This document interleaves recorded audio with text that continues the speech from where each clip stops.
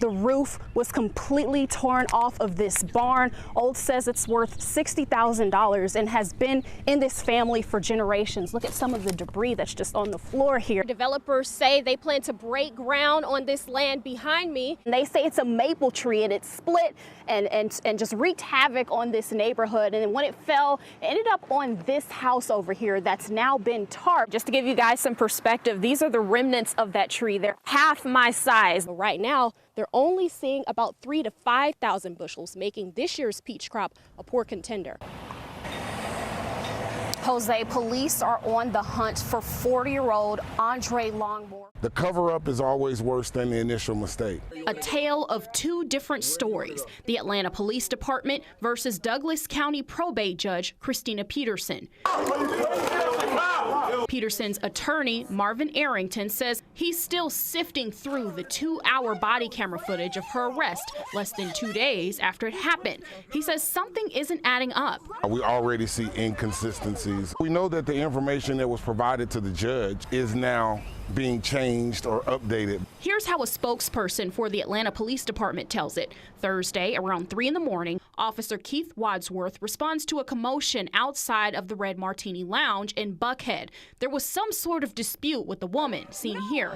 Then Peterson allegedly screamed, interrupted the officer and, quote, forcibly pushed the officer in the chest and kept swiping his hands away as he attempted to assist the female being escorted out. Peterson is then accused of pushing the officer again, and that's what led to her arrest. However, in the warrant, Wadsworth said under oath that he was struck, quote, with a closed fist. Plus, in the footage, you hear Wadsworth say several times, "You just punched the cop." "No, I did not!" I walked over there to separate it, and I got punched. Came over, punched me. That he's been punched. And there is no punching or hitting of any officers. You can see an arm here, but it's difficult to tell during the scuffle.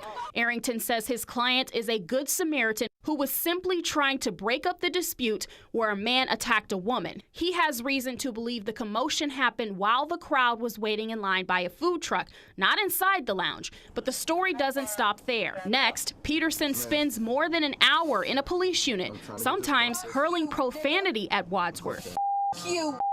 And refusing to identify herself. I need your name and your date of birth.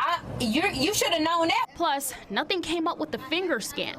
Several officers appear to try to reason with Peterson, but that's why there's an issue while processing her.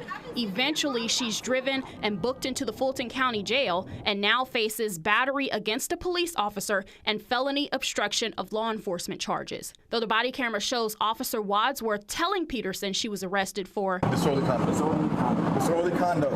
Arrington says the video and contradictions left him wanting more, and he believes it will all make sense in the end in court. We look forward to the day of these charges being dropped.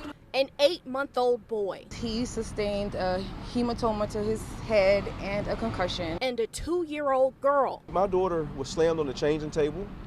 My daughter was slapped in the head. And my daughter was yanked up. 2 parents out of the list of at least 13 children abused at a daycare center in Stone Mountain. They all say the long-term effects are already creeping in 2 years later. I trusted these people with my daughter's life, but now my daughter has accidents more than the normal 4-year-old, where I'm still buying pull-ups for her to sleep at night because she has nightmares. That's why the state describes Apple Tree Learning Center and Academy as a house of horrors. I don't necessarily disagree with that characterization. Alex Swain is who the parents describe as the ringleader of the wrongdoing. But I would like to provide for context that that house was not necessarily built by Ms. Swain alone. Swain and 2 other daycare workers, Cassandra and Corey Chambers, entered guilty pleas. 56-year-old Cassandra Chambers entered a guilty plea for not reporting the abuse. 21-year-old Corey Chambers entered a guilty plea for child cruelty, but says she was a young and ignorant floater and the only worker who showed affection to the children. Sharetta Hull is also being charged with child cruelty, but her competency is being examined.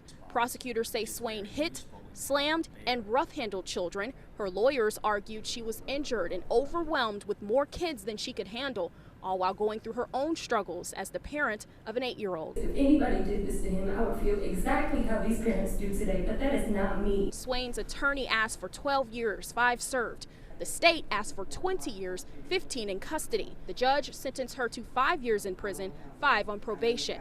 Corey Chambers will serve 12 years probation for 5 counts of child cruelty. Cassandra Chambers will serve 12 months probation.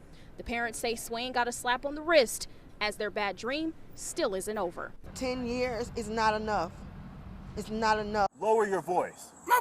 When a police officer arrives on the scene of a car accident, tensions can rise. The officer and citizen interaction went to another level. And on that level, Deacon Johnny Hallman lost his life. Newly released body camera video of his arrest in August had the 2 experts I spoke with trying to figure out what went wrong. To me is very sad. Had this gentleman who's now deceased just signed the ticket, none of this would have happened. Retired Lieutenant Charles Rambo says citizens are responsible, just as the officers are, for de-escalation.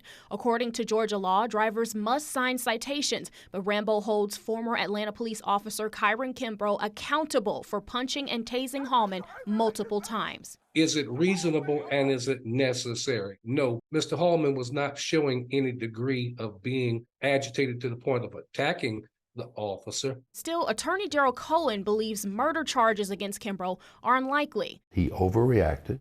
I don't personally see any criminal charges against him. At the very worst, I think we've got involuntary manslaughter. However, Cohen says District Attorney Fonnie Willis could see it differently. If she decides to bring charges, in my view, she will wait to see what the GBI has to say. Cohen believes the family will likely pursue a civil suit and seek compensation. And Rambo sees this video as a reminder that future interactions shouldn't end like this. Approach is always more important than your authority. In Atlanta, Tresia Bowles, 11 Alive News.